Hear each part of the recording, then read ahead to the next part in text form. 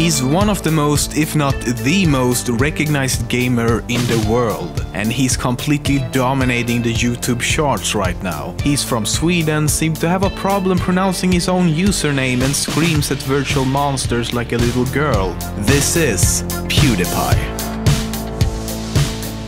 PewDiePie has, as of writing this script, 24,225,256 individual people subscribed to his channel. And given that he had, should I say, only 5.38 million subscribers exactly a year ago, he's gained almost 19 million subscribers in one single year. This means that for the last year he's gained roughly 1.6 subscribers every second.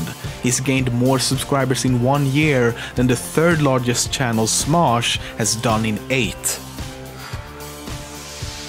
PewDiePie also makes a lot of money. He is in fact a millionaire. To get an exact number though is difficult as there are so many variables to consider, and PewDiePie, just like many other YouTubers, has not revealed his earnings to the public. However, if we take a look at the analytics page of another popular YouTube gamer, we can see that he earns roughly $10,000 in 1 month with 6 million views. PewDiePie currently gets around 250 million views per month, which means that if he makes anything close to these numbers, he earns a monthly sum of around $400,000. But the question is, how did he do it? How did he become the #1 channel on YouTube? Especially, how did he do it so fast? Well, if we neglect the fact that it's most likely had a lot to do with timing and just pure good old reliable luck, there are a few things that were in fact working in his favor. For example, PewDiePie usually makes very long videos, everywhere from 10 to 30 minutes long. Add that to the fact that he uploads more or less every single day of the year, and you get the recipe for a lot of watch time. Why this matters is because YouTube's algorithms then sees this huge amount of traffic and promotes his channel even more. In the end, it's a never-ending spiral of promotion by YouTube's systems, as it's working in their own favor. Because you have to remember that YouTube LLC is a business like any other, where the main goal is to make money. So the more people who watch a popular channel like PewDiePie, the more money YouTube makes themselves. If you want a more detailed explanation of this that goes into many other factors, you should check out the Game Theorists, made a great video about this very subject. PewDiePie's real name is Felix Arvid Ulf Kjellberg and was born and raised in Gothenburg, Sweden. He is currently 24 years old, and through YouTube he met his current girlfriend Marcia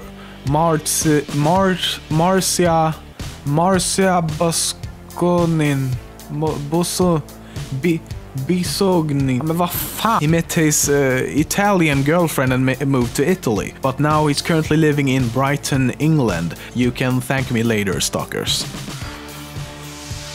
PewDiePie has become such a huge icon in the gaming industry that he's been featured as small Easter eggs in many different video games. For example, in Cry of Fear, there's a golden statue that when you get close to says Stefano?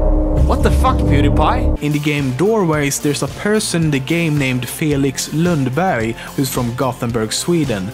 This may or may not be a reference to PewDiePie, as his real name is Felix Kjellberg. In the game Octodad, there's a pie called PewDiePie. And in Surgeon Simulator 2013, one of the organs in the alien surgery stage is called Pew's Ball. He's also won several awards, such as King of the Web and Gaming King of the Web in 2012, Most Popular Social Show and Sweden's Social Star at the Star Count Social Star Awards in 2013. Oh, that wasn't hard to say at all. As well as the Shorty Awards for Gaming in 2013. The name PewDie was created from the pew sounds of lasers, and die, well, is self-explanatory. But after forgetting the password to his YouTube account under the name PewDie, he simply created a new one under the name PewDiePie, where pie were apparently completely random. PewDiePie is mostly known for playing horror survival games, such as Amnesia. He also frequently plays not so popular indie games, which in turn usually see an increase in sales. But he actually started his YouTube career by playing Call of Duty, and his very first video is actually him playing Minecraft. If he theoretically kept on growing at the rate his channel is right now, which it won't of course, but just bear with me here. If it did, he would within 3 years have over 100 million subscribers. Accounting for the growth of the human population as well would mean that 1.3% of the whole world's population would be subscribed to PewDiePie's channel. If you're one of those who think that the so-called bro army is annoying now, a dark future awaits you, my friend. A very dark future awaits you.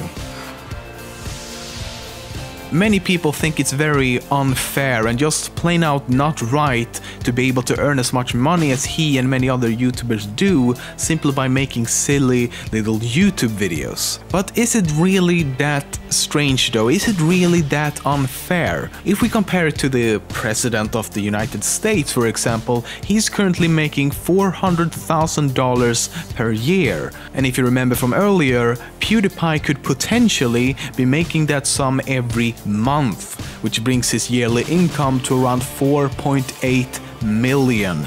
But that's before taxes though. So in that sense, yes, it seems very ridiculous. But that isn't really what YouTubers do now, is it? YouTubers are entertainers and not leaders of a nation, even though one might argue that the president should be making more either way. But I'm gonna let you argue over that in the comments. What we should compare YouTubers to is people in the entertainment business, because that's ultimately what most YouTubers do. We entertain.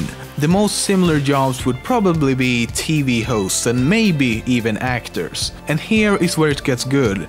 Oprah makes an estimated 350 million annually. Dr. Phil makes 80 million. Simon Cowell makes 34 million. Judge Judy makes 30 million. And the list goes on and on. So like PewDiePie or not, it's just really a matter of perspective.